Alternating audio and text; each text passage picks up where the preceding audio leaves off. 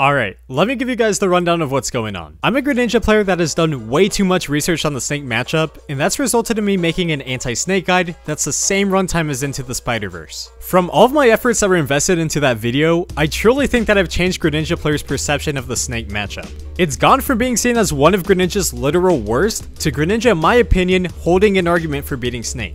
Hot take, I know. But anyways, while competing in my college scene, I've overheard so many players voicing their frustrations against this character. And considering his incredibly unique moveset with things like grenades, C4, and up tilt, yeah, I get it. So that's when I had a great idea. What if I snuck everyone into a lecture hall at 12 AM and gave a presentation on how to beat this character? After loading up a PowerPoint and collaborating with my scene's local Snake player, here's the full-on anti-Snake lecture that we gave. I hope you all enjoy.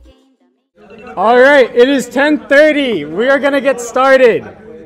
So first of all, I just want to say for everyone on stream, we are literally in a lecture hall right now. Everyone in College Station, say hello! Hello! So we got Max over here too. We got myself. So we are actually in a lecture hall, and it is Halloween, and today I am Professor Pump. Not Trump, Pump. Alright, so we are going to go ahead and kick off our lecture on how to actually beat Snake. Whoop! So let's go ahead and get started. We put together a nice PowerPoint presentation for you all. So I'm going to go ahead and start off with neutral. What is Snake's most favorite button in the world? It's the B button. So Snake absolutely loves to pull grenades, and the thing about grenades is that you need to give them the perfect amount of respect. I'll see players way too often giving it way too much respect. What they'll do is they'll shield it before it even explodes. They'll do, are you guys taking notes in my lecture? Okay, great students, front row. But the thing is, grenades are not a threat until they explode. And when do they explode? After 2.5 seconds. So what that means is if Snake threw a grenade at you and he just spawned it, you don't have to worry about it at all. Just pretend that it's not even there.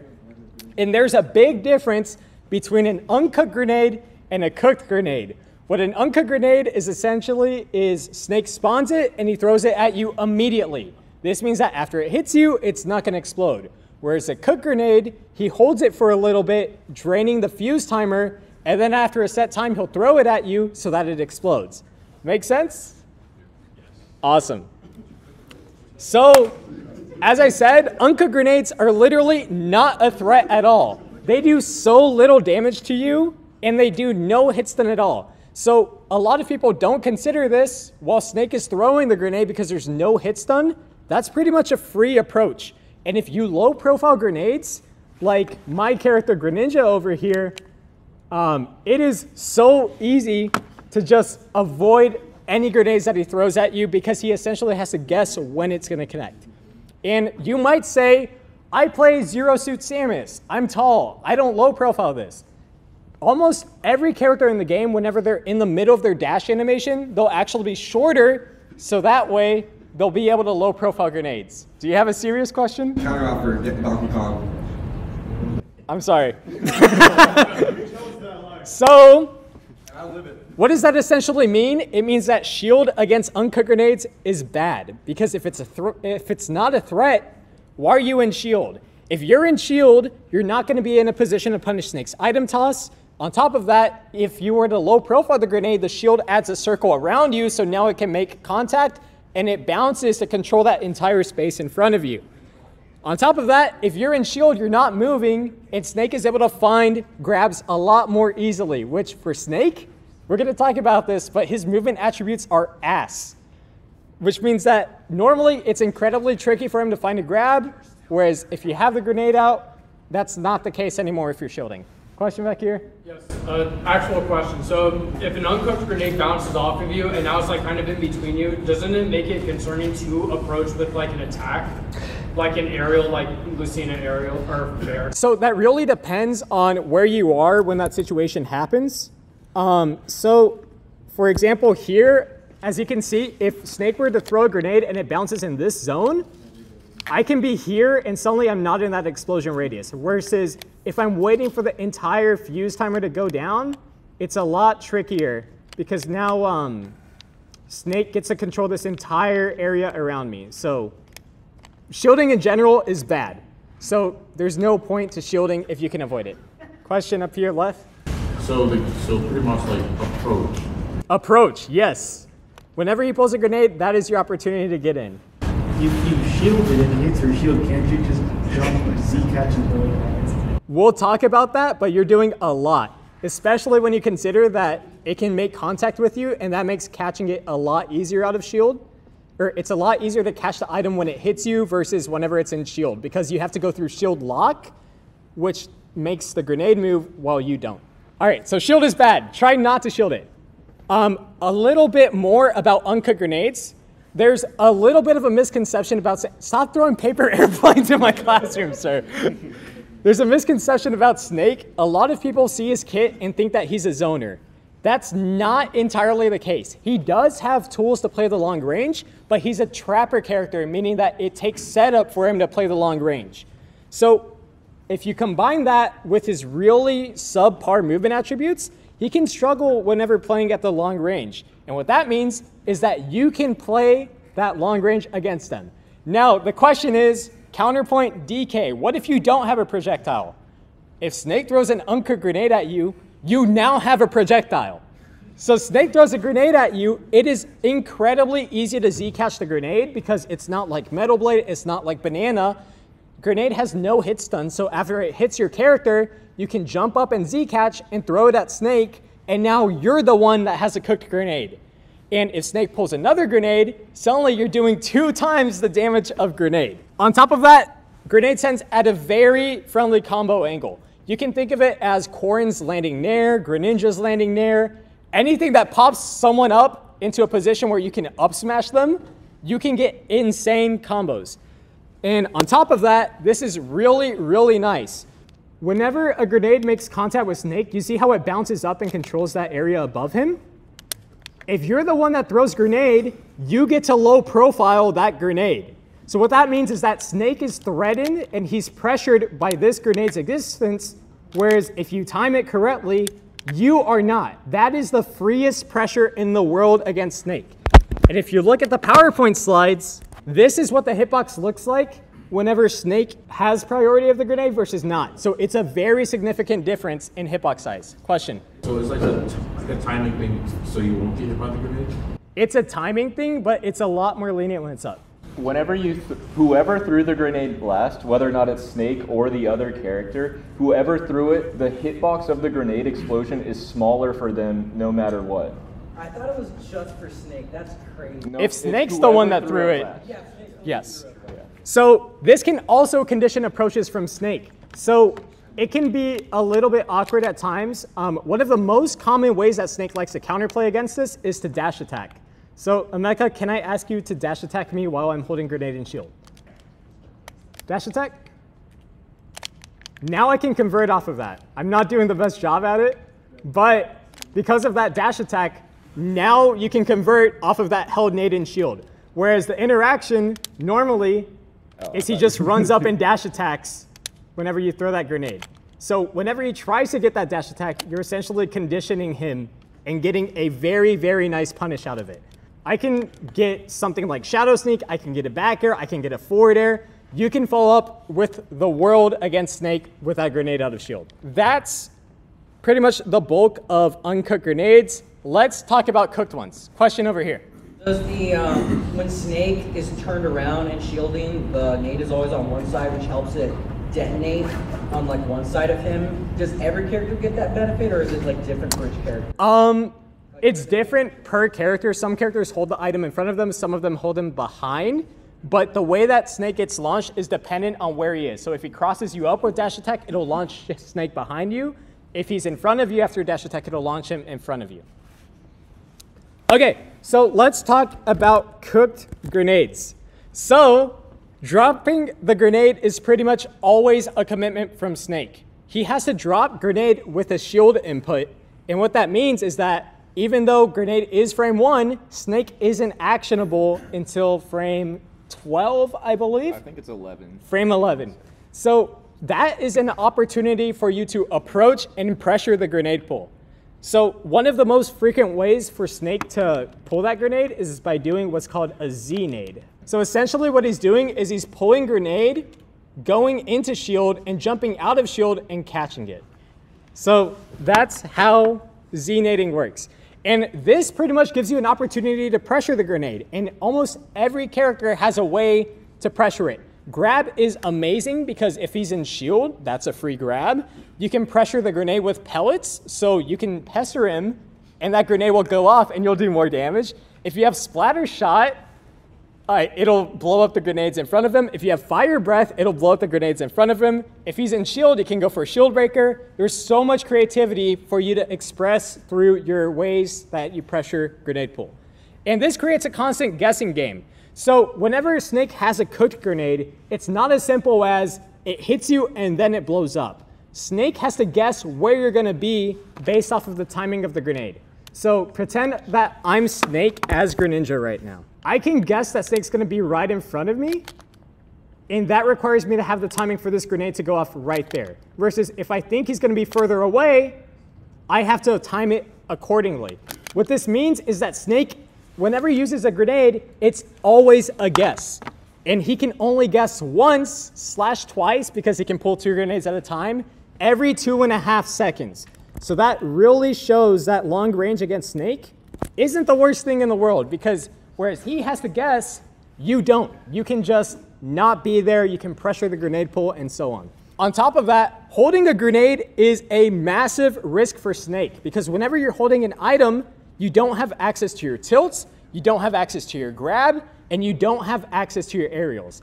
So if he's in shield, for example, and he's holding a grenade, you're not going to be hit by spot dodge up tilt. So this really limits his options whenever he has grenade in hand. What does this mean? This means that Snake is very dependent on you hitting his shield and having that grenade go off during hit lag, so that way he can get a conversion such as nair or up air or back air. So what this means is that misspacing an attack is pretty much what Snake is preying on whenever he has a grenade in his hand.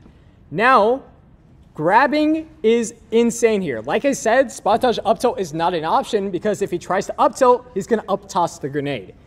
Now, whenever you grab Snake and he has a grenade in hand, that item is glued to him. All right, pull a grenade, hold it, check this out. Okay, go ahead. Oh my God, do it, I'll get it. There we go! AGDQ. That is a kill confirmed.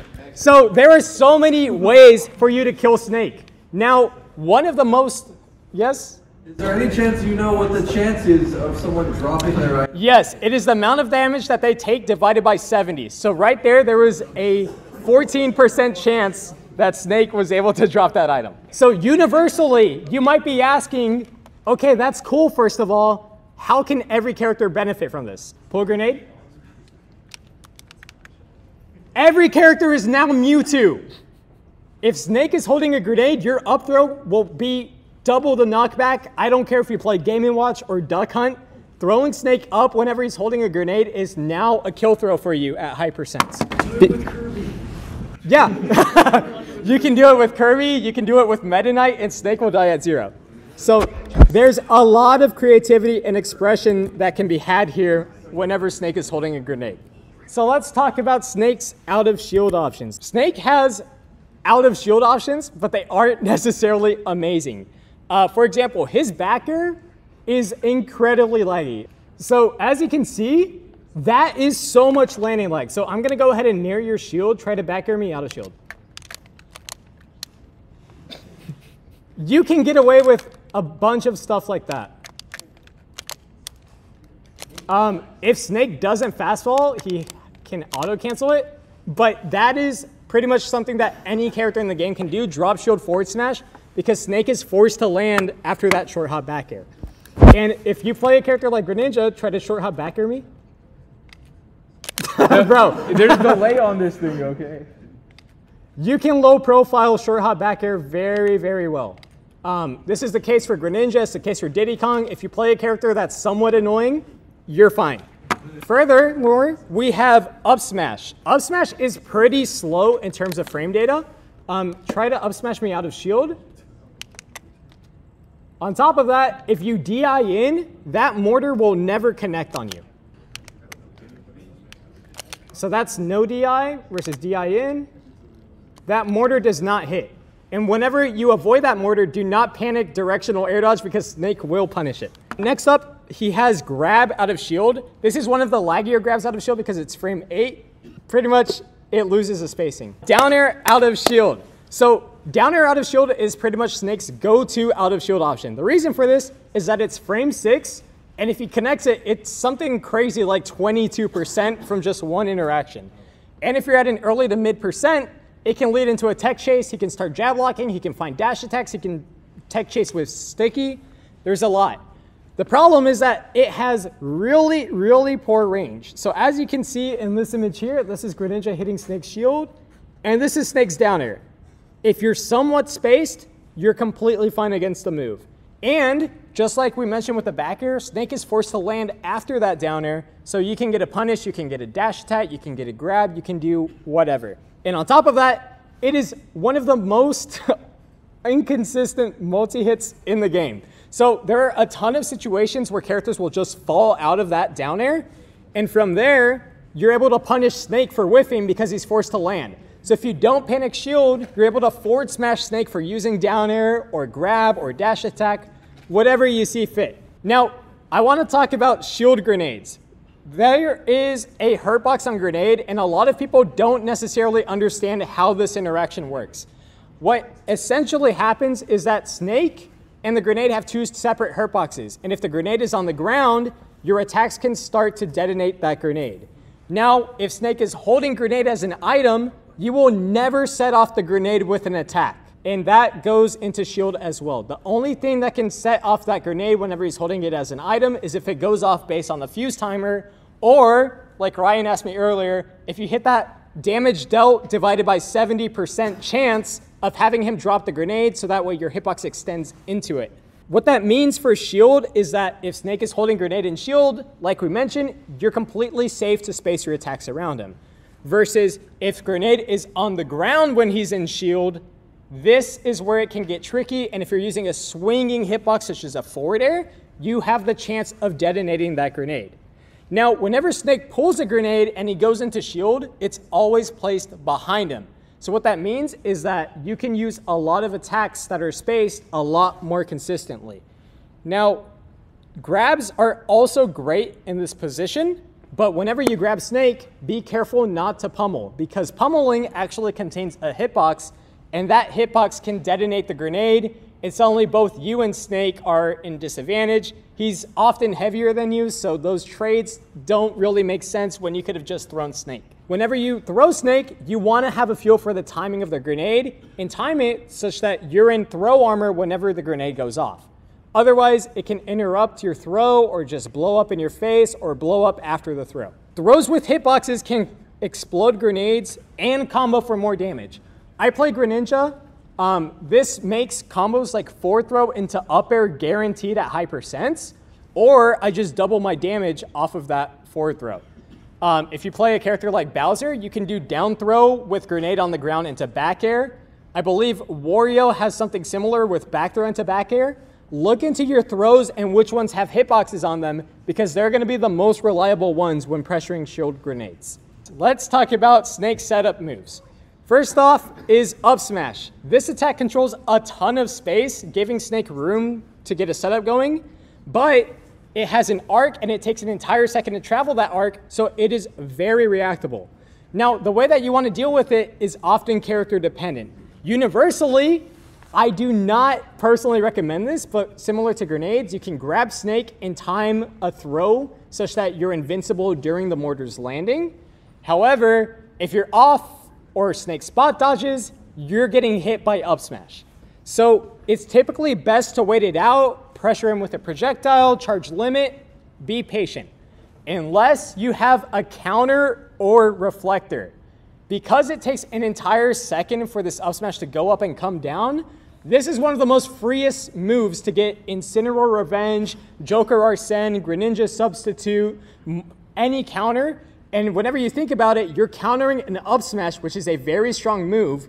If you have a counter that scales with knockback, you might just kill Snake at 50. So keep that in mind. Now, Nikita is also a setup move, and it's typically used to fly a tiny range before canceling and dropping to cover space above Snake. Whenever he uses this, we all think of Nikita as a very, very scary move that kills us off stage. As soon as Snake uses Nikita, the knockback is very weak. It's literally like jab 3 knockback. So do not be scared of it if you need to trade. But if you full hop over Snake and land with a cross-up aerial or a landing nair on top of him, outside of the trajectory of Nikita, that is a secure way to get a punish. I want to add a little bit to up smash. Snake is actionable before Yes. the border completely comes down. If you get up tilted into the up smash, when it's still high up, you will die at 50 with that DI. Yeah, so like I said, be patient against Snake's up smash unless you have a guaranteed answer. Let's talk about C4. So there were a few indicators of C4 whenever it's in play. I'm not sure if you guys saw this tweet that was going on around a little while back. It was a guy that was salty that the Snake player didn't let him use headphones. This is why. Having audio against Snake is very, very important at times because you can hear grenade and you can hear a latch sound effect of C4 being placed. It sounds like that. So whenever it's placed on the ground, it will flash red for a few times telling you exactly where it is. And very commonly, it will be placed on the center of platform. So on PS2, it's almost always on that platform. But anyways, that's what C4 sounds like, and that's an indicator that it is in play. There's the indicators of C4 being placed, but there's also the mental aspect of it. Whenever you're playing against Snake, every few interactions, remind yourself, where is C4? And it's as simple as don't go there. Whoa! Okay, don't go there. Which brings us to the next point. C4 will eventually go off on its own. So you can play it slow for 26.6 seconds. Snake can't play the long range as well as some might think he can. That's free time for you to play that long range. And you can also play dumb, pretend to go into C4 range, and back out.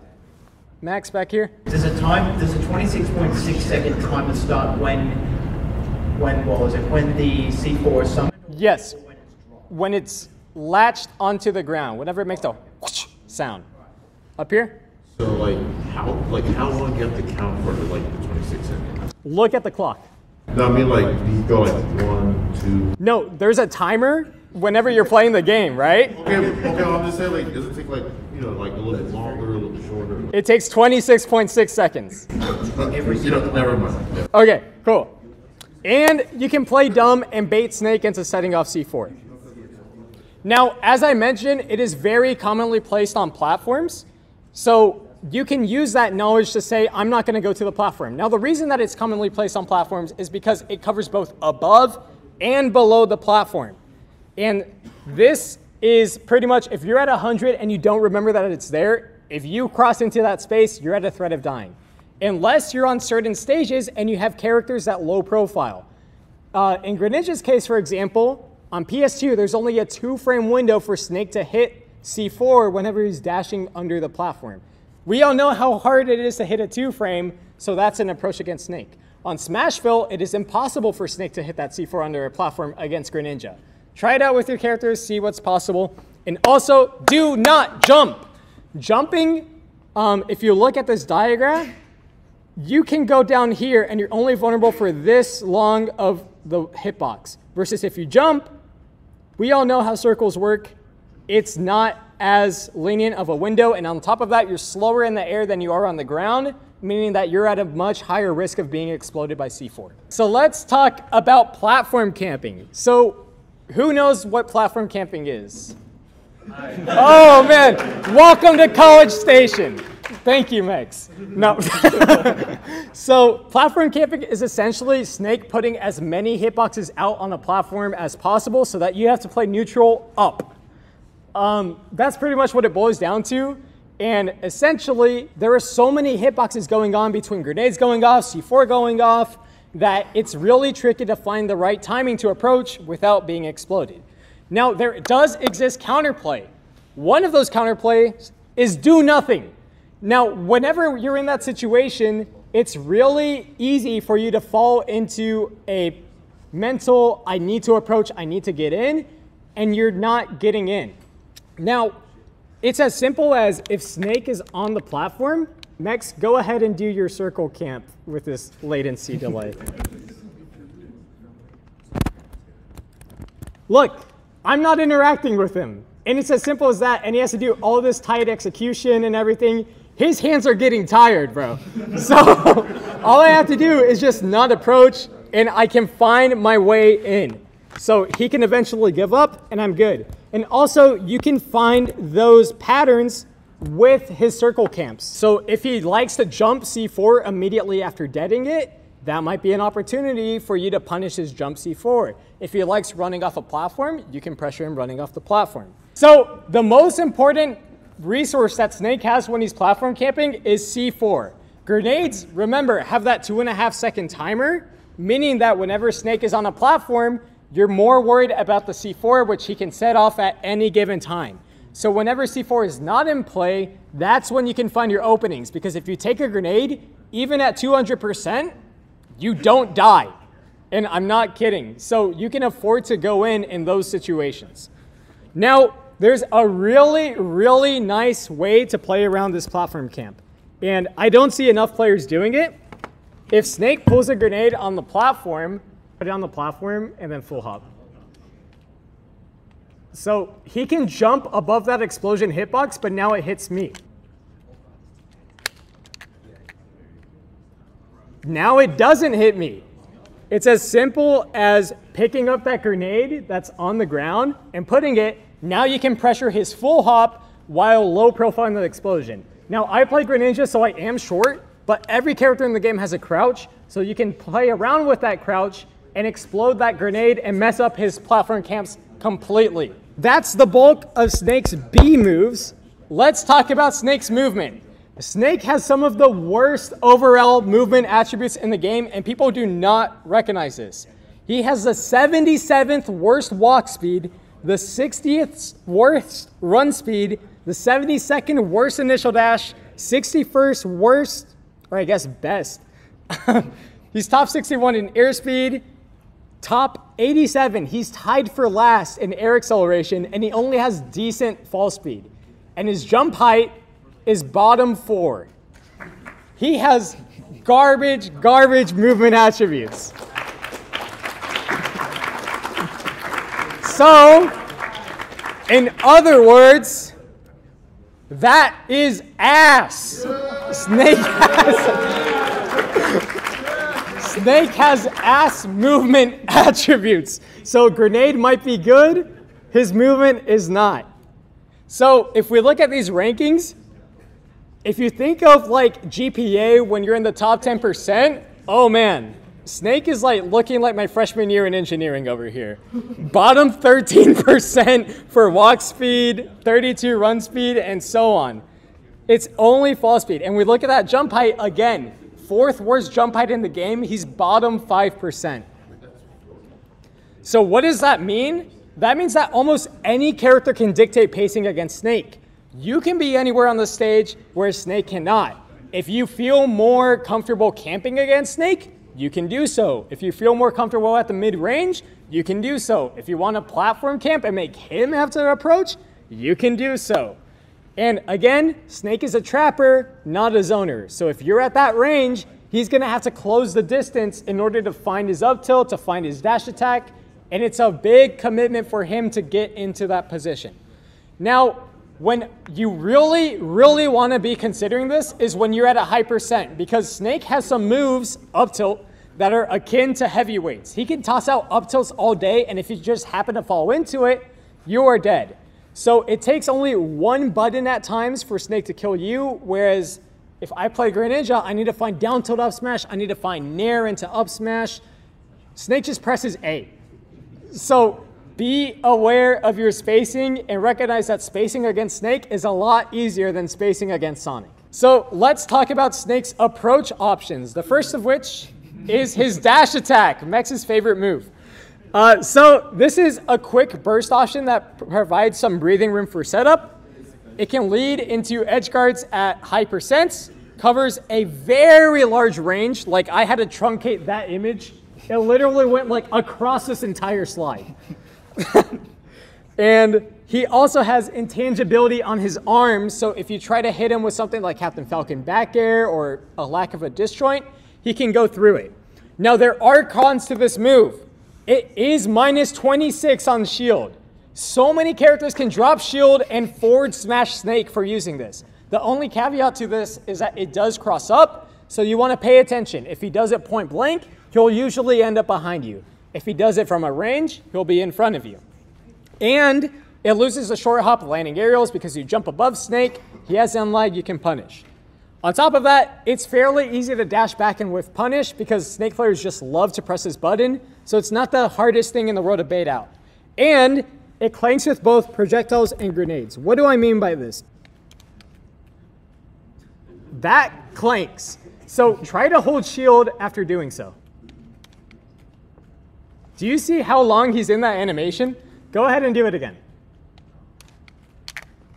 That is enough time for you to get a forward smash out. My forward smash doesn't reach, but you can get a forward smash, you can get a dash attack, you can get a grab, and you might say, I don't have a projectile, you can use a grenade. So again, Snake can clank with that grenade, and then you can get your dash attack. Next up, we have Snake's grab. As we mentioned, dash attack is very unsafe on shield, but you don't necessarily always want to use shield because Snake's grab does so much for him. It beats shield, first of all, as I hope we all know by now, and it has situational synergy with grenade and C4. If he has a grenade behind him, he can back throw you into it and combo into an up air. If he has C4 on the platform, he can forward throw you into C4 and get it to go off. There's a lot that he can do. It leads to down throw tech chases at any percent. Down throw into up tilt is a kill confirm on every character at 160%. And if you're holding a grenade, he can punish the hell out of you. I've been hit by me holding a grenade into Snake doing back throw, grenade going off in forward air, and literally dying at 0. Be careful not to over rely on shield against Snake. Now there are cons, and these basically apply to pretty much every grab in the game. Snake, first of all, has really awful run speed, like we mentioned, meaning that it's hard for him to connect this grab. So if you're not in shield, it's a big commitment for him to connect. And if he misses, he's in place, you get a punish, you get a dash attack, you get a forward air, whatever you want. It loses to short hop landing aerials because grab covers the ground, whereas it doesn't cover the air. You can stuff it out with a disjoint, and just like dash attack, you can bait it out with dash back with punish. Next up is down tilt. This is a hot take. I think that Snake's down tilt is his best tilt. Yes. Okay. So everyone falls into Snake up tilt, and we're going to talk about that in the next 2 slides. But down tilt does so much for Snake. Like, look at this hitbox. Where the fuck is his foot, bro? Like, I love this move. Yeah. So it has a massive hitbox. It low profiles frame 1. So if you're trying to use a landing aerial like Greninja forward air, he can low profile and hit you with a down tilt. It's his safest tilt on shield. It's a low commitment if whiffed, so it's not as easy to whiff punish as dash back, dash attack because he can start to shield and get down or out of shield. It leads to juggle situations because it sends you up, and it kills at high percents. Now, the only somewhat con about this thing is that Snake is slow, meaning that it's tricky for him to set it up. So again, this goes back to movement and positioning. It's not about beating the option as much as it's about mitigating it and not letting Snake get into a position where this is able to be connected.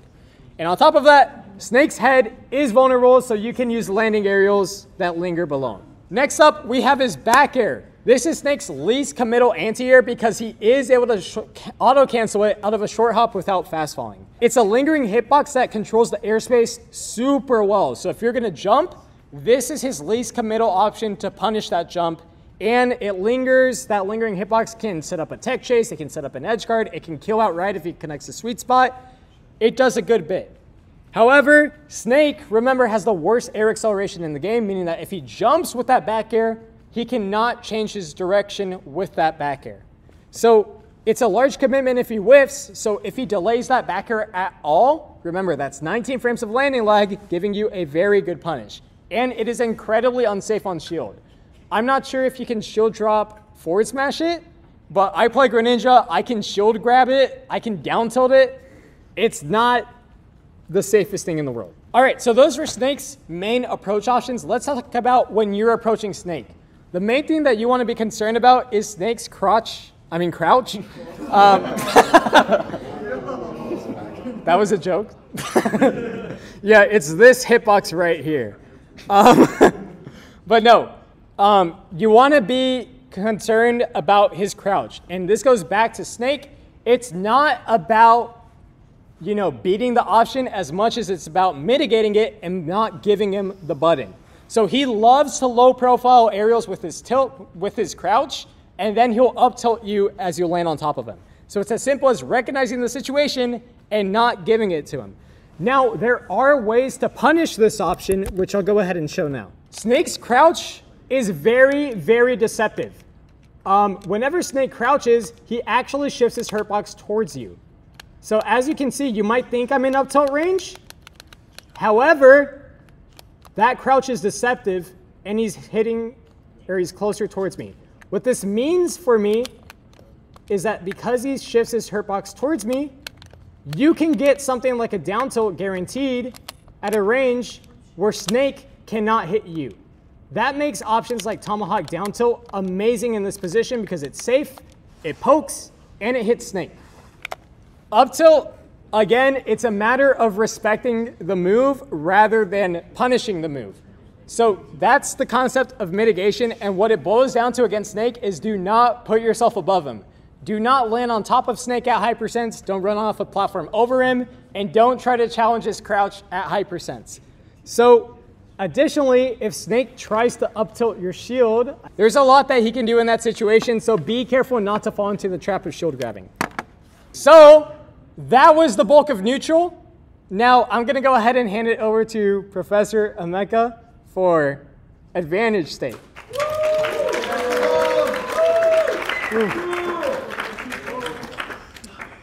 All right, what's the one thing you hear Snake players complain about a lot? His character's bad.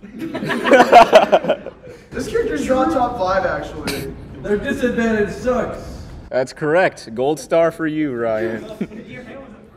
All right. Oh, we left that slide in. All right. So you might not consider it, but whenever Snake pulls a grenade, he's in disadvantage because he's stuck in that grenade pull animation. We did a lot of talking about that. Whenever he is above you, what do most Snake players do? Exactly. They're going to pull grenade. Comes out frame 1, which is, of course, the fastest anything could come out.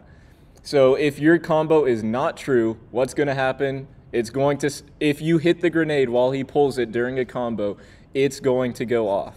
If you think about it, what's going to happen if he pulls grenade and you don't hit him? He's going to have to fall with that grenade and either toss it, drop it, land with it, and he's stuck in that grenade pull for 11 frames before he's able to act again. So you need to be thinking, should I swing here or should I not swing here?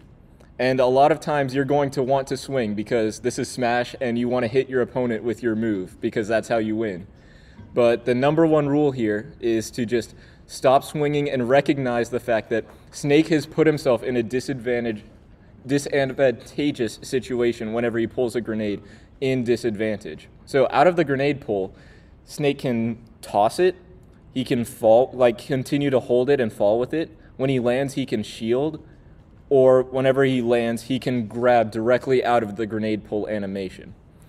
So something that you can do is, like we said earlier, learn which of your character's throws have hitboxes, last a long time with a lot of armor, that kind of thing.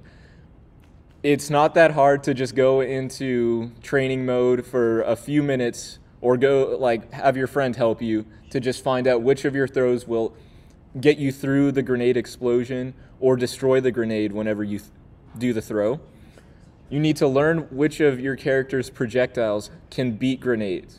Most projectiles will stop them and they'll just cancel out. Like even a fully charged charge shot. I know that's pretty insane, but you know it'll stop a grenade if it's coming in front of you.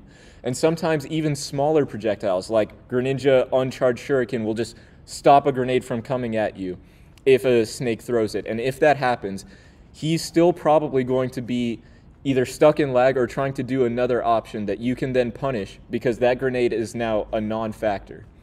If your character doesn't have a projectile, you need to just stop swinging for a second and recognize what the snake is doing and react to what they do after that. If you want to, you can go into training mode and set snake to neutral B. Find out what kind of interactions your characters will have with grenade. If the snake is above you, if they're below you, next to you, that's the kind of thing you have to do if you want to learn how to deal with grenade. Now, grenade toss. After a grenade pull, whenever he's stuck in the animation, he can do 3 types of throws. He can do a light toss up, a normal toss forward that goes a mid-distance, and then a smash throw forward. Now, you need to realize that if he does those and he hasn't been holding them, like we said, that grenade is a non-factor because it's not going to explode for a while.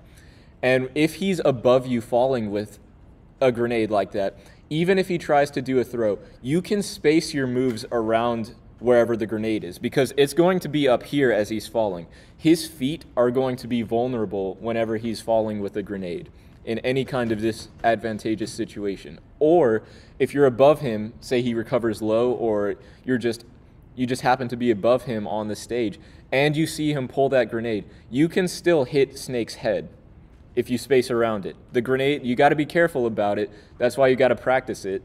The grenade will be at like a mid-height whenever Snake pulls it, and whenever he throws it, he will still be in a lot of lag. So you need to just realize not to run in, not to just mash on Snake whenever he's in a disadvantage situation or scenario. You also need to practice throwing grenades back and watch your opponent and learn whether or not they're the type of snake who likes to throw the grenade or just drop a grenade whenever they're in a neutral situation or if they're falling down with it in a disadvantageous situation. Juggling. I'll say it again, just stop swinging for a second. You need to realize that if you swing while the snake pulls grenades, just swing haphazardly, you are going to be taking these trades and you're going to say, dude, this character is so broken. How do I avoid these grenades? You need to realize you just have to stop swinging for a second. If a snake is in a juggle situation, which they will be in a lot of the time, if they recover high, they're going to be in a juggle situation. What's a snake player going to do? They're going to try to B reverse and mix up their movement whenever they are trying to land. You need to realize that if they don't do that, you can... What'd you say? Nothing, I'm sorry. Do you want to come up here and teach this lecture? Sorry, sir. If they don't do that, you can try to react to what they do. If they do that, you can try to react to what they do. If you just go up wherever they... If they're up there and they try to pull a grenade and B reverse it, you can react to whatever the snake player does and try to catch their landing rather than just going up and seeing them where they are and saying, I'm going to swing in that exact spot. Because the snake player is not going to want to stay in that exact spot. They're going to want to move around. They're going to want to use their grenades, C4s, Nikitas to B reverse and change their direction. But you have to remember, there is lag for every single one of these things. So you have to be careful to space around them, space around the grenades. If he drops C4, you have to be careful of not just chasing aimlessly after the C4. It's hard to tell, but if you see a change in direction with no little click sound from the grenade, just know that there's probably been a C4 dropped. If you can see the C4, you don't have to just chase Snake immediately. He's going to have to do another option afterwards or just float down to the ground. You can practice reacting to these things. You don't have to just swing at Snake. Question? Yeah, so like what if like he does like up B's just like so he won't get juggled? He's going to have to come down eventually. He won't be able to stall up there forever, so you can just sit on stage and wait patiently for him to come back down. Because even if he's standing on stage and he up B's really, really high, you know he's not going to want to go off stage or anything after he's up B'd because he He'll be in a terrible spot. So you know he's going to try to land on stage. So just be patient and wait for your openings like that. Top Snake players love to do the reverse nade and then use it to cover their landings. How much time do they have to wait before they can like detonate C4 while it's like falling and not blow themselves up? Like, can they do it like immediately or?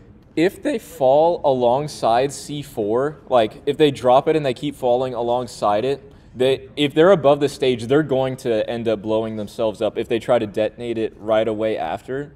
If they drift away, they're able to blow it up almost immediately without hurting themselves. So that's another thing. Like, you don't want to just chase if you think they're going to drop C4. Do you have something? It takes 9 frames for Snake to spawn C4 and 25 for him to blow it up, so it's 34 total frames. So it's very, very quick. Yeah, so no snake is just going to fall with it and blow themselves up on purpose, of course. A lot of top snakes do that, Max. You should try doing it more. But if they drop C4, they're either going to be reverse away from it or they're just going to drift away from it. That's why it's important to not just aimlessly chase, because you can chase if they try to be reverse grenades and try to space around the grenade pull. But you have to be careful of C4, especially at high percents, because if you just chase, there's a very, very, very good chance if they drop a C4 while they're trying to land, they're probably going to want to blow it up quickly after, unless they're just trying to mix up or scare you away. So that's why you have to be careful around C4. But if you do see a C4 drop, you know it's going to be falling like this. And you know the snake player is also going to be falling. You can jump over wherever the C4 is going to drop and try to catch Snake with a landing aerial if he goes away from C4. May I add to this? Sure. So whenever Snake is landing, he kind of just has 2 directions he goes, because his air acceleration is horrible. He kind of just either keeps going the direction he's going, or he'll be reverse and go the other way. It's kind of just a V shape is the like only 2 directions he can go. Yeah. And on top of that, you know the timing of his landing, because whenever he's holding a grenade, he cannot fast fall. So you know the second that he's going to hit the ground. The last thing on juggling, you need to learn what trades are going to benefit you. Because there are going to be times when a snake is at high percent and they're trying to land, and you can get a guaranteed aerial, but you might be scared of setting off a grenade. You need to realize that if you hit Snake while he's at high percent, while he's falling with a grenade, you might take that grenade damage, but a lot of times you can take the stock. Like, I know pretty much everyone here plays a character with a move that could kill in the air, I'm pretty sure. Unless, Mateo, is he here?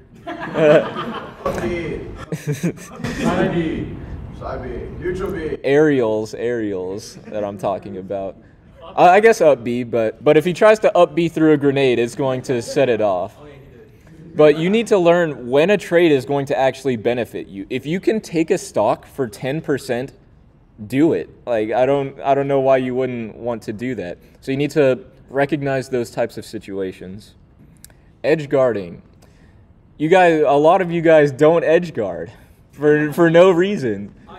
That guy does. That guy does. He does sometimes.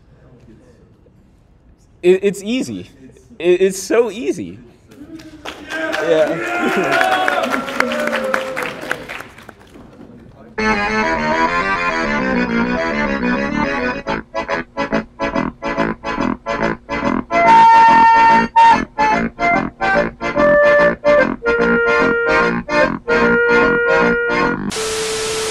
You just got to do it. You just got to go edge guard him, bro. Like, it's that simple. You have to recognize which of your aerials are going to knock Snake out of Cypher and which of your aerials will destroy the actual Cypher itself. So for the Cypher armor that's on Snake, for a single hit move, you have to deal 8.4%. And then for multi-hit moves, you have to do 15.7%. Now, it's pretty easy to go into training mode, figure out which of your aerials are going to do that. Actually, not just aerials, any move that'll do that.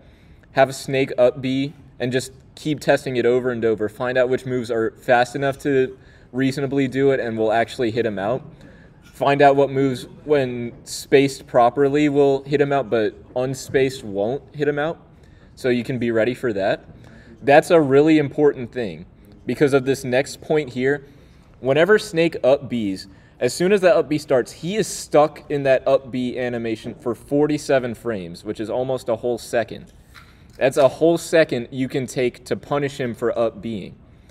And a lot of you guys will say, what about mix-ups with up B?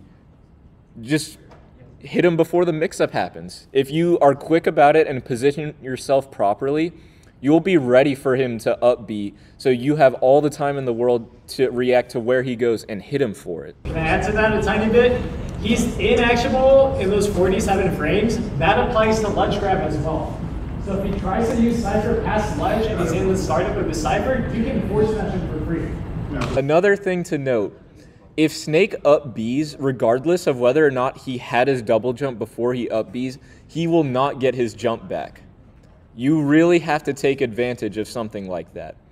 Because if he up Bs and he doesn't go high enough to go really high, or he's just short of ledge, you know he's either going to have to air dodge or just drift to stage. So he's not going to have any kind of mix-ups with jumps or anything like that. So you have to take advantage of that. There are mix-ups Snake will have. C4 mix-ups, grenade mix-ups. Those are very real things.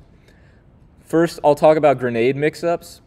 They're very, very, very slow off stage. If Snake is trying to do any kind of grenade mix-up, you can just go off stage and hit him. Like, he's as vulnerable as if he had already up B'd. He's pretty much a sitting duck if he's trying to do grenade stuff off stage. So you can just go off and hit him with your move, which I know all of you guys love to do, right? Now with C4, it happens significantly faster than grenade, both the actual action of him dropping C4 and blowing it up and his movement afterwards. So if a Snake is forced to do C4 to either get his up B back or send him really far back to stage, you can try to time an aerial to catch him on his way up, time a footstool, or just wait for him to hit the apex of his ascent after detonating C4 and hit him with whatever aerial you have or whatever move you want to when he's at that, because he will be stuck. Those are his main options when he's off stage, just to raw recover with up B, which is punishable, try to grenade mix up, which is both difficult and punishable, and try to C4 mix up, which will inflict a lot of damage on Snake and can set up to potential follow-ups. So all of these are very exploitable options. You have to try to watch and see what the Snake player is going to do, react to what he does, and pick up on his habits. If Snake ciphers upwards and he's facing a certain direction, if he's facing away from the ledge, he cannot grab the ledge if he's facing away from it with his up B. It will not snap to ledge. He will be forced to cancel it and drift to ledge or air dodge to ledge. You can take advantage of this. This is going to be the freest 2-frame of your life. If a Snake is forced to up B facing away from the stage, you can charge a smash attack at ledge and try to hit him while he's right at the ledge. And a good way to set this up is back throws, which will cause him to face away. It'll cause him to face away from wherever he was, which will put him in the perfect position to try to catch him at the ledge with a 2-frame. Remember, he can't B reverse his cipher, so he will have, if he wants to turn and face the ledge, he will have to B reverse a grenade or C4 or even Nikita. And remember, these are very punishable options. So if you do back throw Snake off stage, he will be in a spot that's so easy for you to edge guard him, because he will either have to up B lazily to the ledge and be in a position where he can't grab the ledge, which you can hit him for, or he will be forced to do one of his techie options with C4 grenade, which once again you can just hit him for. If you do go off stage, be ready to tech the cipher if you hit Snake. This will stage spike you if you're not ready, and it'll kill a lot of characters very early. I've seen it kill at 0 before, and you have to be ready for this. It's easy to edge guard Snake, but the Cypher, unless you break it, it'll still be there. It's something you have to worry about. Another thing to note, if Snake is recovering and you're still on stage, be aware of the Cypher coming on stage to hit you. Be ready to tech that too if it hits you, or just try your best not to get hit by it. If you miss the tech on stage and Snake grabs the ledge, they can just roll up tilt and it's guaranteed if you miss the tech every single time. So you have to be really careful of that. So here's a way to punish Snake's terrible disadvantage that almost every single character in the game can do safely, except for maybe like Mac, Doc, yep, maybe a few others who aren't able to do this. If you hit Snake off stage at, say, a ledge height, if they're up, they're just going to up B really high, and you can set up a juggle like we talked about earlier. But if they're at a ledge height, you can immediately jump off stage above where Snake is. If they up B, it'll be the freest hit of your life. You can hit them with whatever move you want that'll knock them out of Cypher. And considering you're close to the blast zone, this leads to insanely early stocks. Almost every character can get out there and be in a position to hit Snake if he up Bs. It's reactable, it's slow, it's just go out there and do it. You'll be able to recover, I promise. Unless you're Mateo, you won't be able to recover. If in that situation the Snake does not go high and they opt to go low, if your character is good enough, they have a good enough recovery or airspeed, you're able to follow them down there and catch them on their way back up with whatever move you want that'll destroy Cypher, hit them out of Cypher, and you'll still be close enough to the stage to recover. If your character isn't good enough to chase all the way down there, you'll be able to still get back to stage and set up a ledge trap with no fear. Like, the Snake will not be in a threatening position. In the event that the Snake is able to go really, really high, you can just get back to center stage and set up a juggle situation like we talked about. So you can think of it as like a flow chart, very simple. You just jump above where the Snake wants to go high. If they go high, you hit them, and they're either going to die or be in a worse position. If they go low, if your character is capable, you can chase them, hit them, they'll die or be in a worse position, or retreat to ledge.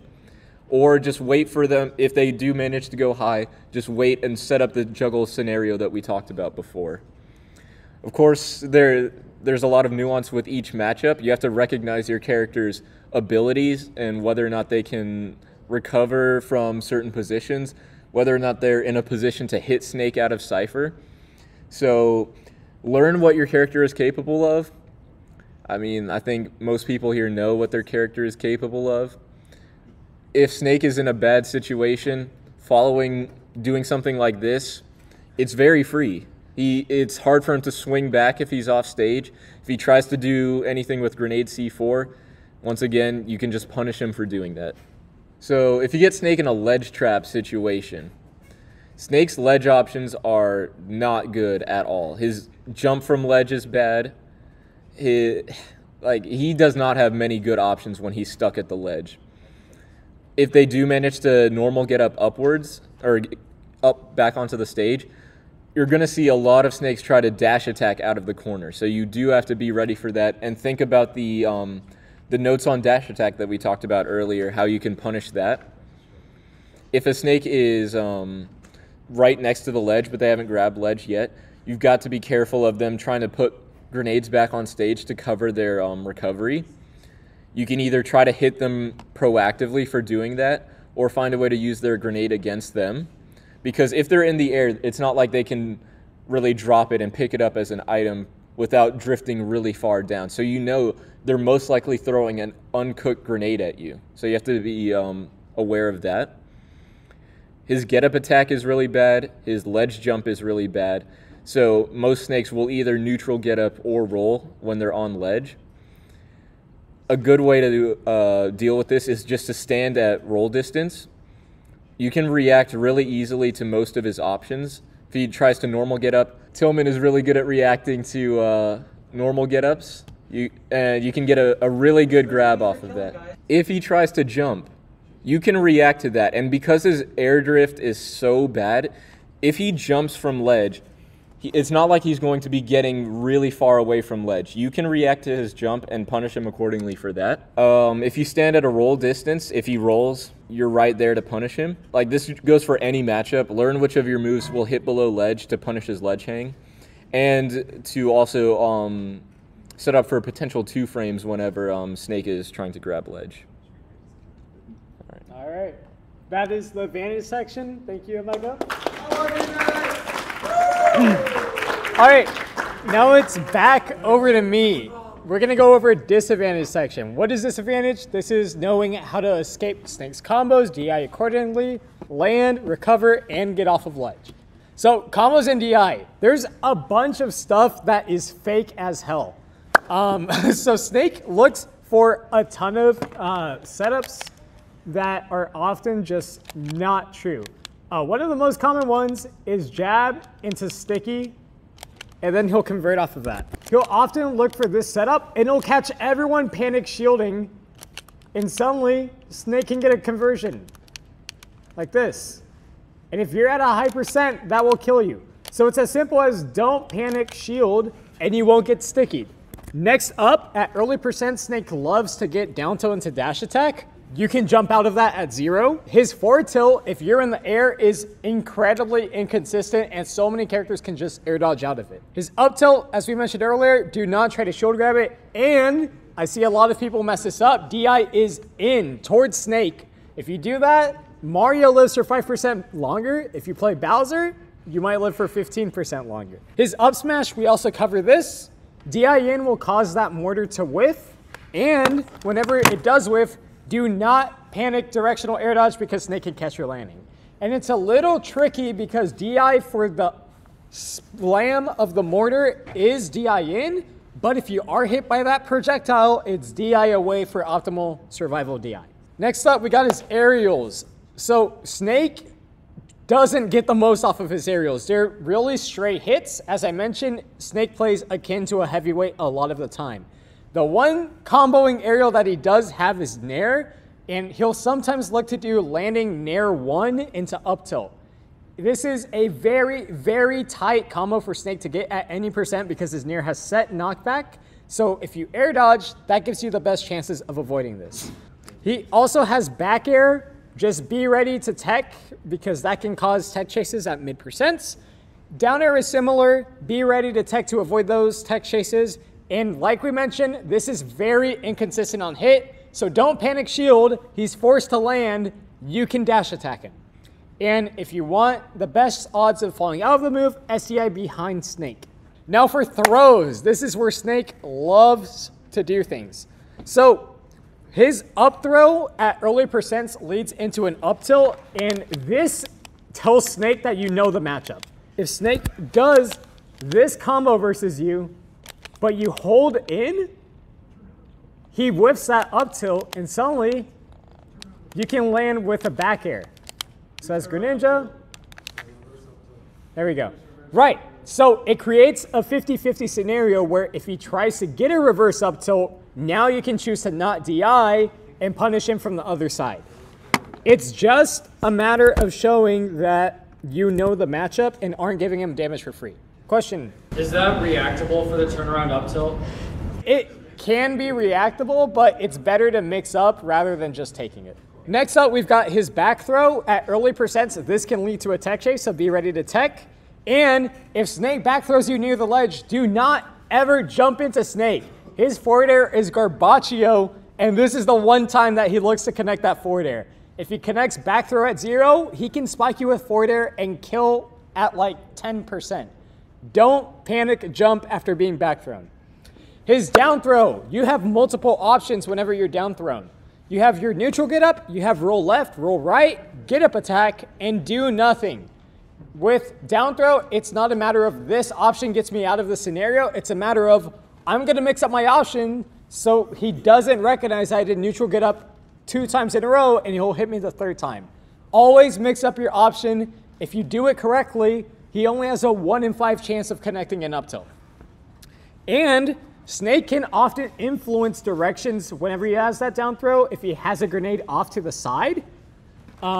So it'll look something like this. He'll have grenade here and he'll down throw, right?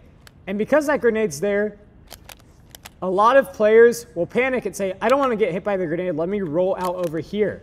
Do not consider that as an option that you don't have. Snake, if you take this grenade, especially at high percents, he can't convert off of it. He can convert off of it at low and mid percents, but taking one grenade versus dying to up tilt, it's an option. Additionally, down throw into up tilt works at 160% universally. That is his kill throw.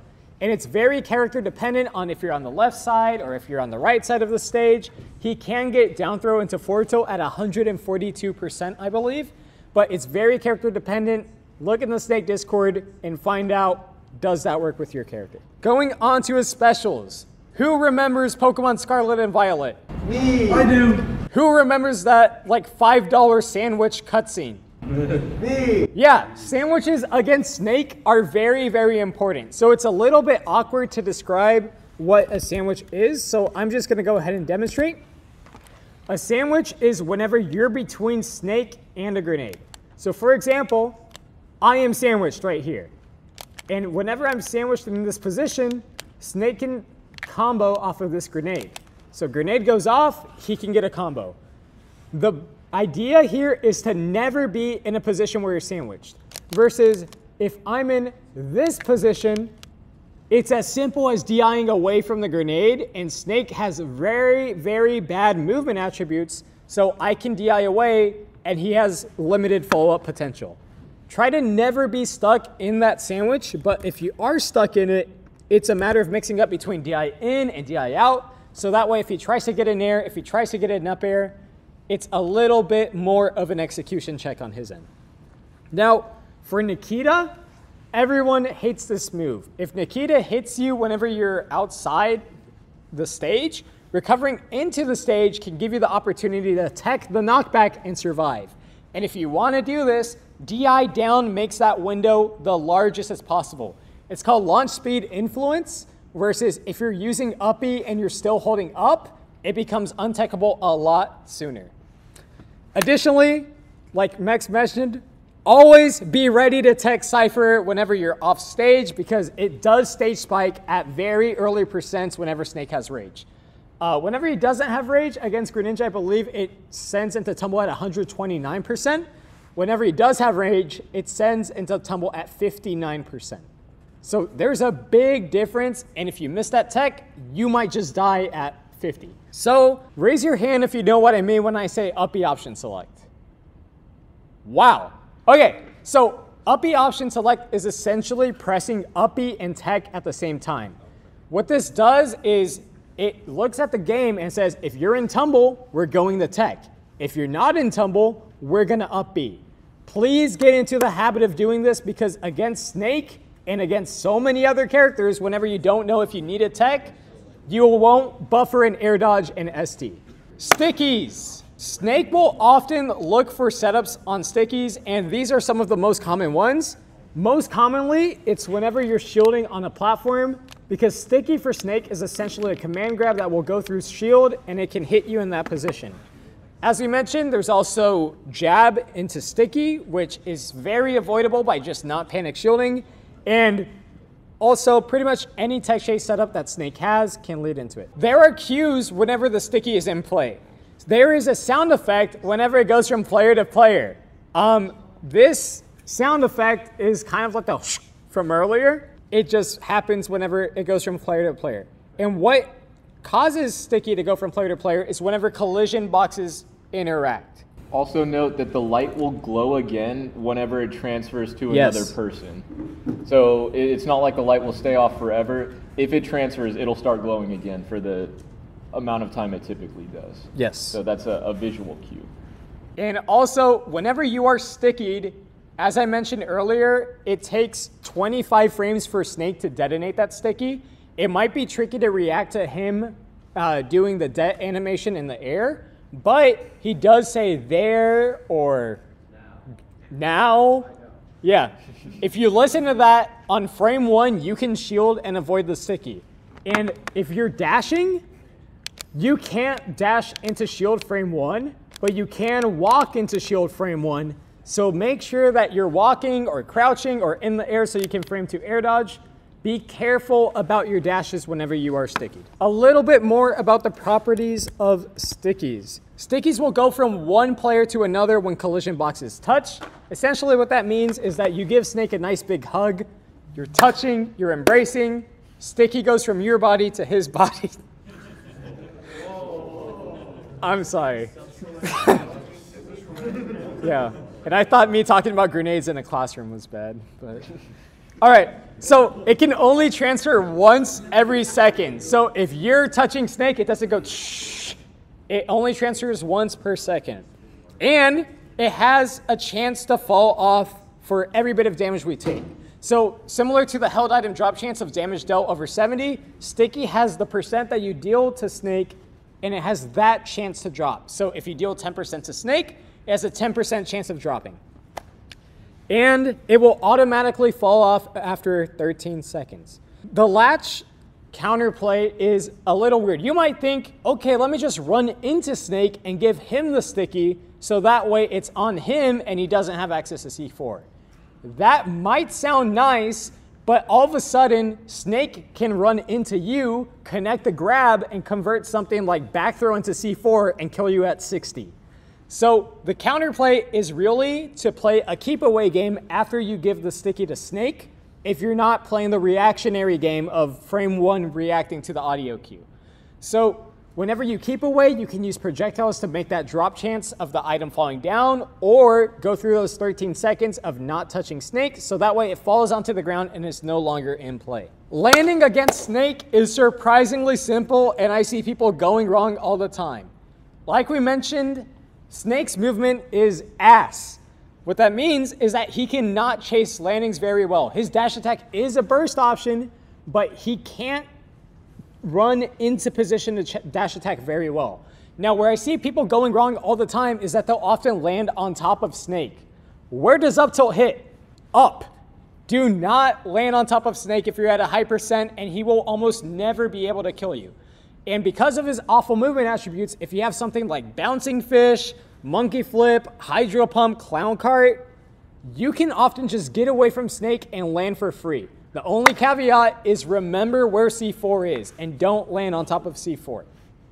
But yeah, never land on top of Snake and you will never be up tilted. Now for recovery, Nikita is a little bit of an awkward projectile to deal with. Whenever you hit Nikita, it will deactivate the hitbox for 1 second. And what that does is it no longer has a strong knockback and you can snap to ledge. The only thing is that Snake can immediately cancel Nikita, but this has weaker knockback and it won't put you at the risk of dying. Snake often has to guess recovery angles for Nikita to connect as well. He often doesn't aim for the character, rather he controls space. So if he were to aim Nikita to cover a low recovery, he would swoosh it down around ledge. If he were to aim to cover a diagonal or horizontal recovery, he would swoosh it upwards.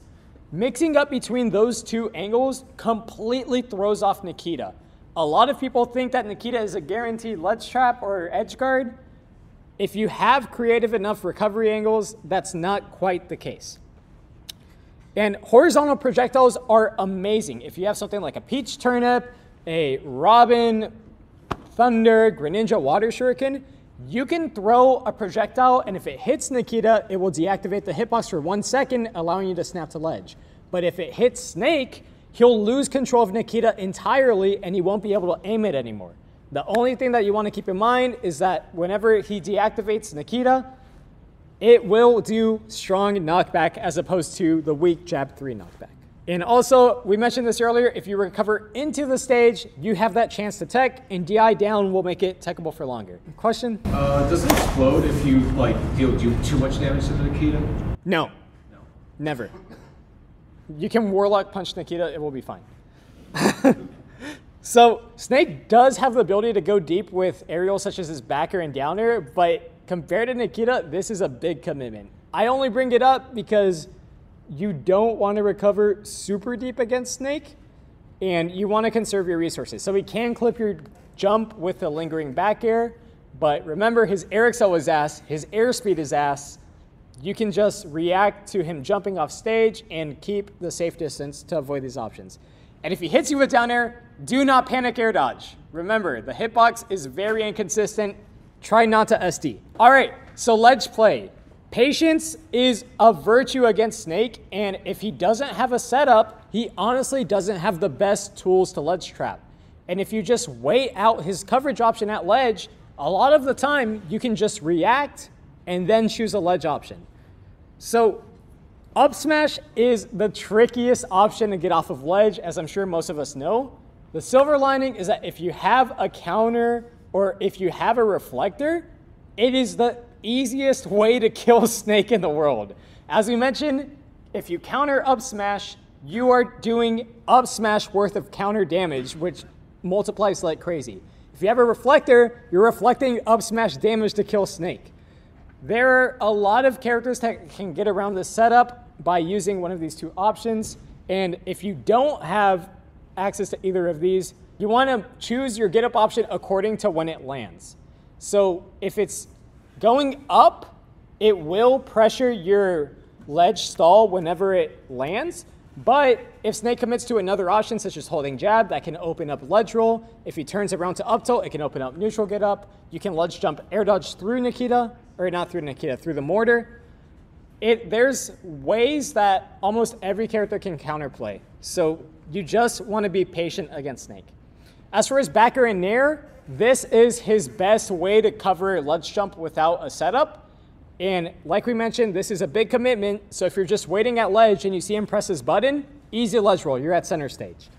Now jab is something that can be held at ledge. And a lot of characters, what they can do is they can shift their hurt box back with a down tilt while Snake is holding this jab. The purpose of this jab is to cover neutral get up or cover conditioned get up attack by going into shield and punishing with an up tilt out of shield. Try not to fall for this bait. You can do neutral get up into down tilt to low profile and shift your hurt box behind that jab. You can roll in. It's really up to you. Just be patient at ledge. Jab doesn't hit your ledge hang and you'll be all right. Cool. So that is disadvantage against Snake. The last thing I'm going to go over is our stage list. There are a bunch of stages against Snake that you want to consider. I will give you the final ranking of what Emeka and I have compiled to be Snake's best stages. But note that just because, you know, something like Battlefield might be great for Snake, it might be great for your character as well. So keep matchups in mind. Just because your character does well on a stage doesn't mean that you shouldn't go there against Snake. So against Snake on Pokemon Stadium 2, there are some pros. For example, the high platform allows a lot of characters to low profile C4, Greninja, and it's the widest stage in the game, meaning that camping is very effective on this stage. So Snake has to dash forward longer and longer and try to get in. If you're on one side of the stage and he's on the other, camping is more effective and you have more opportunities to punish his approach options. And also, there's a big lip under PS2 that you can recover under, and the way that Nikita sends, it's really likely to launch you into this lip area where you have walls all around you and you can tech the knockback and survive. The cons are that it's the widest stage, meaning that you aren't going to get as much edgeguard opportunities, because if you hit Snake on PS2 at center stage, he might not go off stage like he will on Smashville. And also, Snake loves to put C4 on the black line of the Pokeball, and that's another common spot that you want to check out. Next up, we have Battlefield. So Snake has a hard time getting to the top platform. As we mentioned, he has bottom 4 jump height. So if your character has high vertical mobility, you can use Battlefield against them, and he can't threaten you if you play vertically. And if he's recovering high, a lot of characters can manage to chase him from that top platform and kill very, very consistently. The cons are that these are the lowest platforms in the game, meaning that it has a lot more leniency for C4 to connect. And whenever he lands and B reverses with his grenades and such, he has more opportunities to land and refresh his resources because of that top platform. All right, so small Battlefield, it's a pretty neutral stage, so that's your pro. And it has similar cons to Battlefield, where the platforms can limit the effectiveness of your full hop approaches against things like Nikita. But on Battlefield, you have a top platform to retreat to. If he's Nikitaing under a platform, it can be a little bit trickier to pressure him. And it has the shortest platforms alongside Battlefield, so C4 has more control. Town and City. So I consider this to be one of Snake's worser stages. Snake can only effectively platform camp on the one rotation when he has a center platform, because whenever the two platforms are off to the side, he's not controlling too much area. You hit him with one forward air, he might die. And the no platform layout makes his landing options much more telegraphed because he's not going to be reversing to a platform, and there's not that big of a mix-up between is he going to land on the platform or is he going to land on stage. Small side blast zones make for very, very early edge guards. I've killed Snake at like 30% by calling him out with Shadow Sneak. You can abuse that on the stage. And platform C4 usage is only limited to that center platform, which is out of play for 2/3 of the match.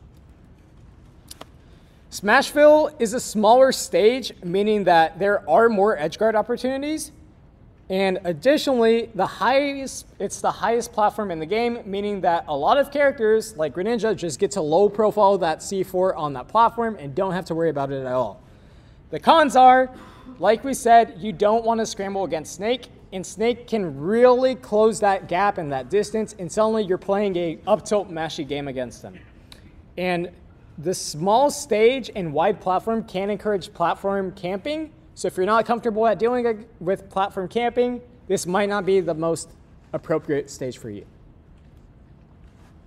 Next up is Hollow Bastion. It's kind of Smashville, but middle ground. The center platform is a tiny, tiny bit higher than Battlefield, so it does give C4 more pressure, but it has enough space for you to camp or engage, play that mid, hot and cold game, and the center platform, like on Smashville, encourages platform camping, but you don't have to go here. FD. I think that this is Snake's worst stage. So there are no platforms, meaning that Snake cannot platform camp, and there's no C4 on the platform that can be used. You can also track his B-reverse landings. It's really, really nice for juggling, for edge guarding, for playing neutral. It does a lot for you. And then Kalos kind of has a similar layout to Final Destination in a lot of ways. Platform camping isn't nearly as much of a thing because of the way that platforms are positioned. The platforms limit C4's effectiveness because mainly on this stage, platform C4s are used to cover ledge jump. And B-reverse landings are much more telegraphed because he doesn't have platforms to retreat to if he's not in range. But that comes with the cost of if he uses Nikita on this stage specifically, you can't really go into the lip of the stage and recover in tech. This is our ranking of stages against Snake. Mex and I came to the decision that Smashville is probably his best stage because of the close quarters combat and ability to platform camp. Battlefield, like we mentioned, is very strong for Snake because he has more landing options, good control with C4. Hollow Bastion is Smashville light, so that means that he has the platform camping ability.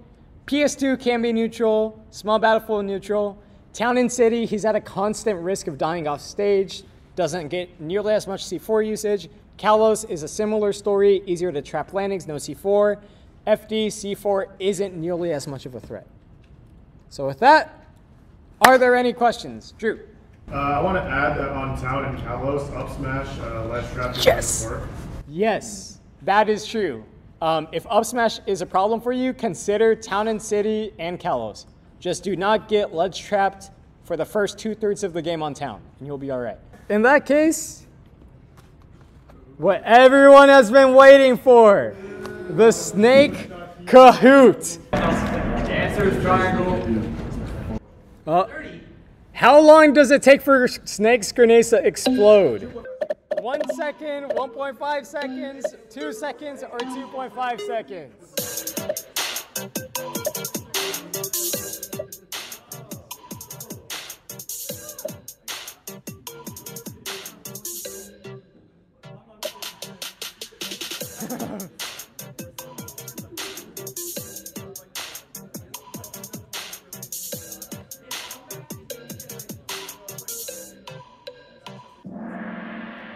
2.5 seconds is correct. I'm 2 points behind you.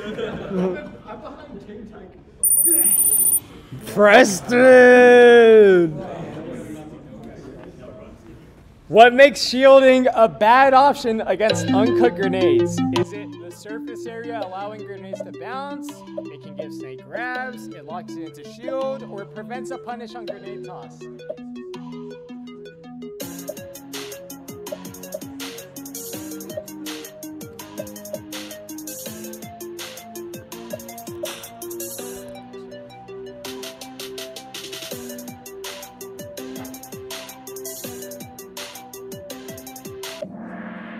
It is all of the above.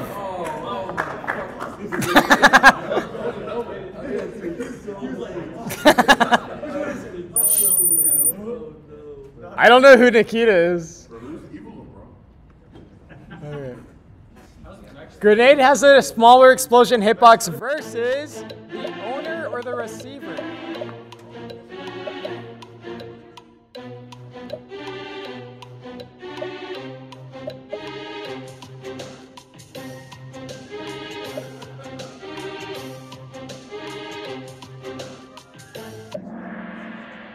It is the owner.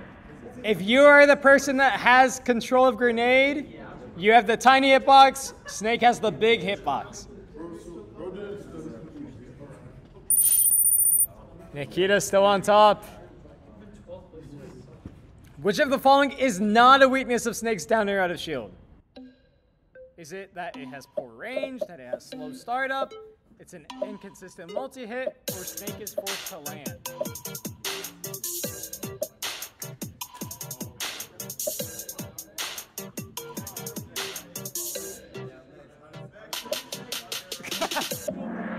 It is slow startup. So Snake's down air is a very, very fast move. I can do up tilt. Hold on.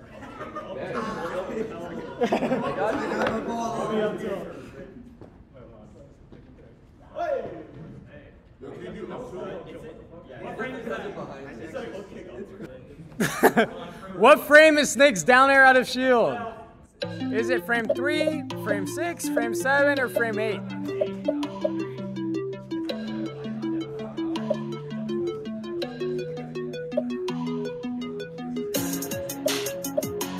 You don't know the answer? Oh. Hey, is someone cheating?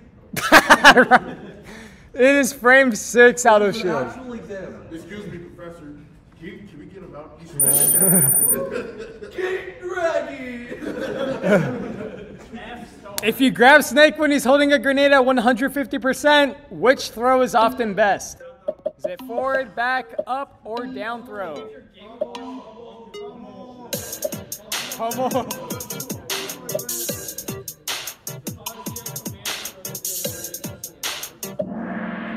It is up throw. Every character has a kill throw against Snake.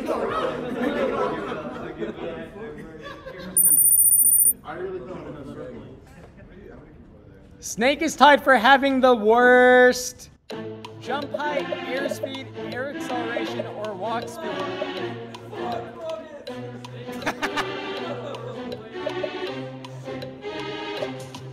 Watch your language in my classroom.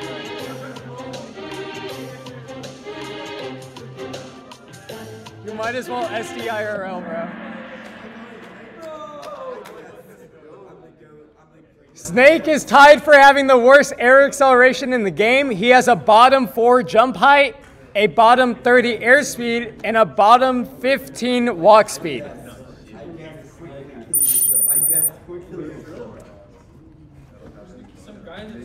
What is the most common placement for C4?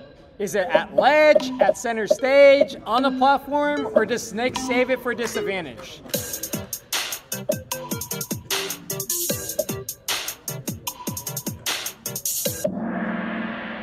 It is on a platform.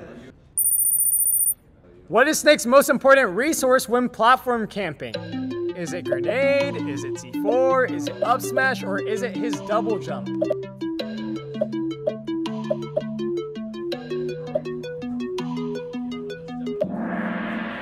Wow. Yes! It is his C4. Remember, grenade is on a timer. C4 can go off at any time, and it actually kills. King Greggy! Which of Snake's normals is safest on shield? Is it his dash attack, down tilt, up tilt, or forward tilt?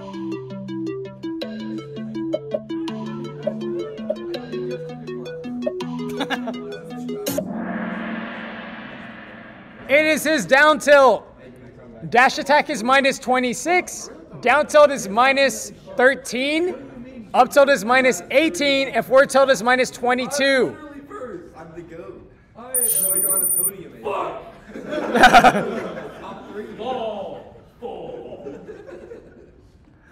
What frame does Snake's grenade come out during grenade pull? Is it frame 1, frame 2, frame 5, or frame 10?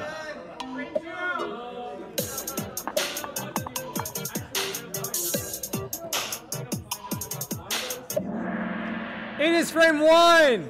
Who the fuck else frames frame 5?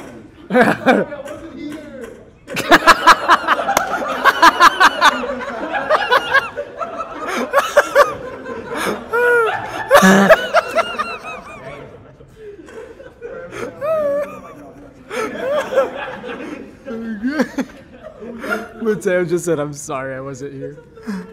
Sorry, I wasn't there. Mateo not looking so hot. What is the most important rule when trying to push your advantage against Snake? Play scared of his strong moves, allow him to get back to stage so you can land combos, respect his good movement speed and recovery, or stop swinging.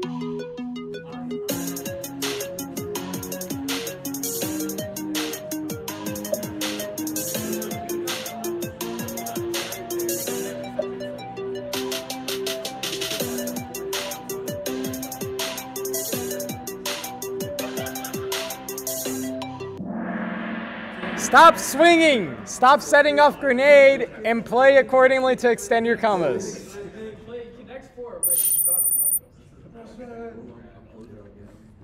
When is it a good idea to try to hit Snake, even if you might get hit by a grenade? When he's sitting in shield, when the move you hit him with will take the stock, when you're in disadvantage, or when your character has a lighter weight than Snake.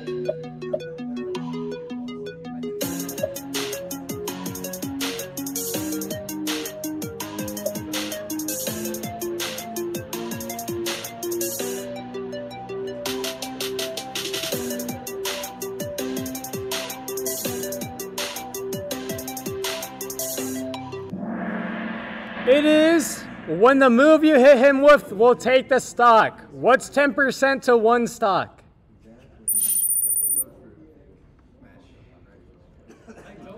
When on the ground, what actions can Snake do directly out of a grenade pull? Can he grab? Can he shield? Can he toss the grenade? Or can he hold the grenade?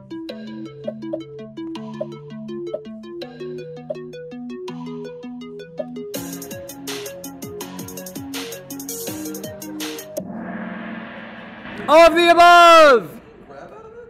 He can grab. You were not paying attention. Yeah. This is bullshit. You're only 4 points behind, Ryan. I'm like 6. Oh. If Snake throws an uncut grenade, which of the following should you not do? Try to catch and throw the grenade back at him, hide and shield until the grenade explodes, punish the end leg of the throw, or use a reflector, projectile, or absorbing tool to mitigate the grenade.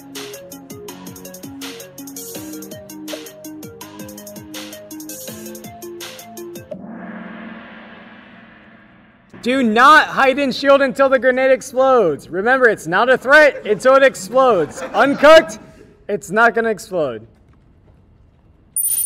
Ryan! What if I kicked him?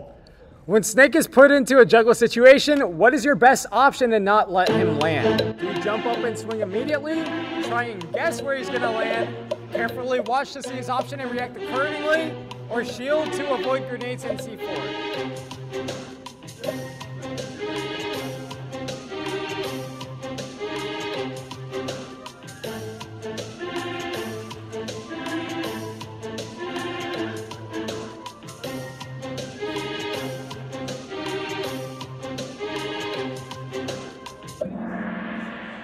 You carefully watch to see his option and react accordingly.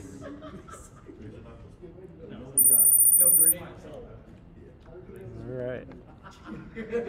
If challenging Snake's landing as he holds a grenade, where is it generally best to face attacks? Is it his back, his front, his head, or his feet?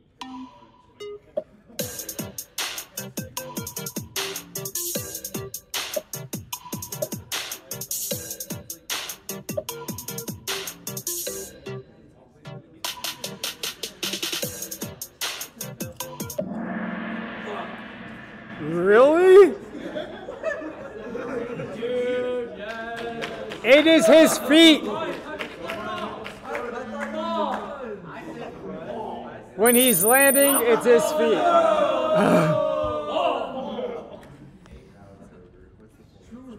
True or false? If Snake is off stage and you are safely on stage, you should always attempt an edge guard on Snake.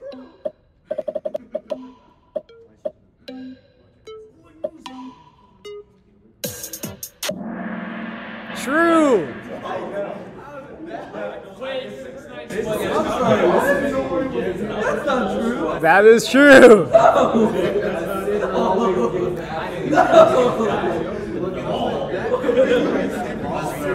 Snake's recovery is one of his biggest weaknesses. Always, always, always attempt an edge guard.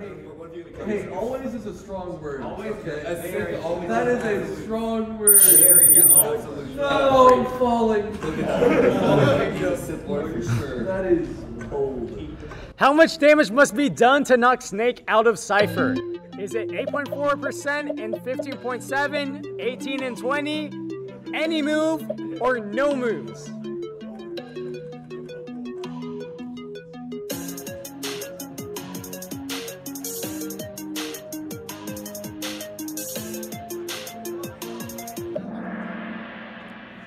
It is 8.4 and 15.7 respectively. That's the... Where should you position yourself to ledge trap Snake? Is it directly above ledge, center stage to account for Snake's good ledge jump, at roll distance to react to Snake's option, or is it just not a good idea to ledge trap Snake?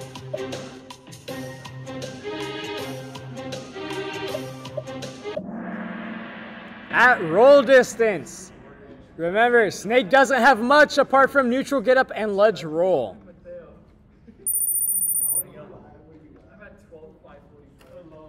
What is the proper DI for Snake's up tilt?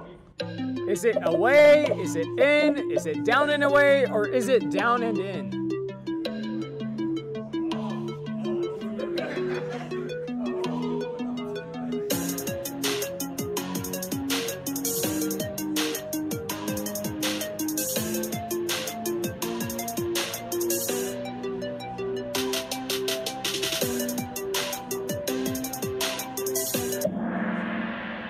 It is in. Hold in.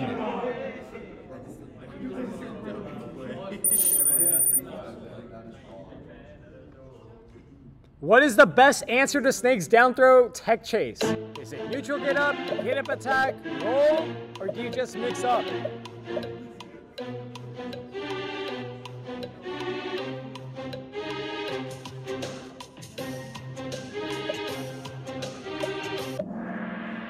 Mix it up, as always.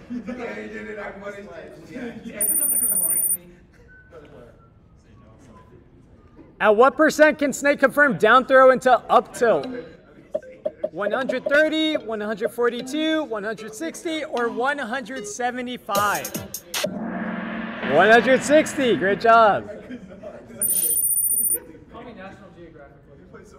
Which of the following is not a common way for Snake to set up sticky? Against opponents shooting on platforms, down throw tech chases, jab one, or comboing after a grenade?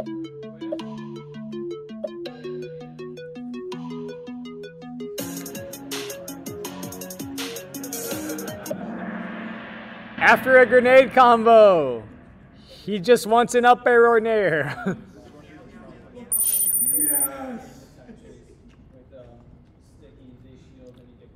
What causes stickies to transfer from one player to another? Is it attacks, grabs, overlapping collision boxes, or taking damage? It is overlapping collision boxes. You touch Snake and he gets all sticky.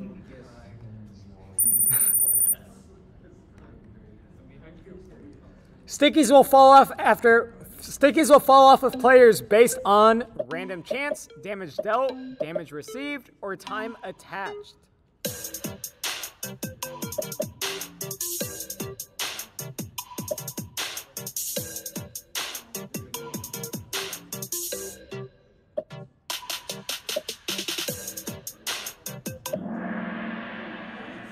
After damage received and time attached.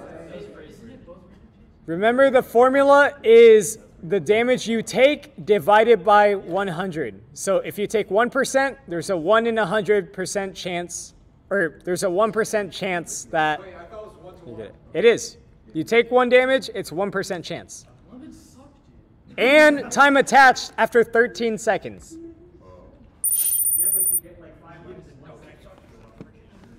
When a grenade is sandwiched between you and Snake, what is generally the best DI? In, away, down and in, or down and away?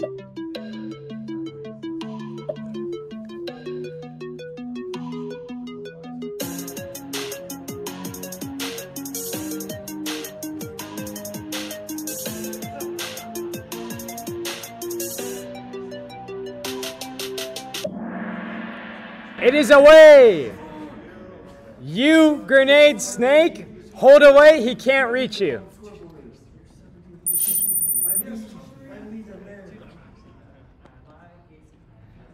What should you be careful to not do when landing against Snake? Go to ledge, retreat to a platform, fastball air dodge, or land on top of Snake?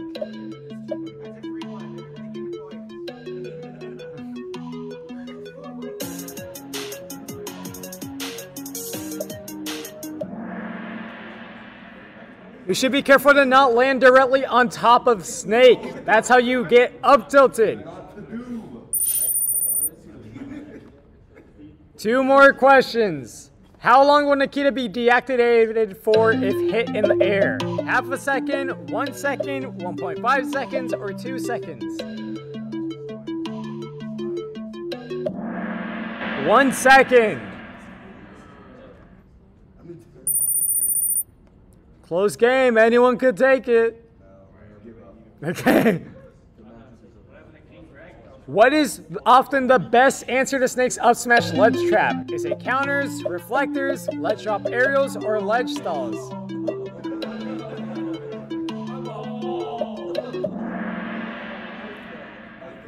It is counters and reflectors. And with that, that is the C-Stat Anti-Snake Kahoot. Freaky Tyken for 3rd place. Nikita for 2nd. And Paul! Congratulations. Make sure you're looking at the camera. 1, 2, 3. Where is the camera? Wait, genuinely, like I don't know. One more. 1, 2, 3. All right, there you go. Good enough. Thank you all for participating.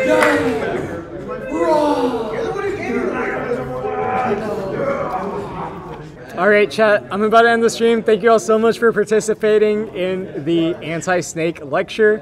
Hopefully, we all learned a thing or two. I hope you all have a great rest of your nights. Take care from College Station. Bye-bye.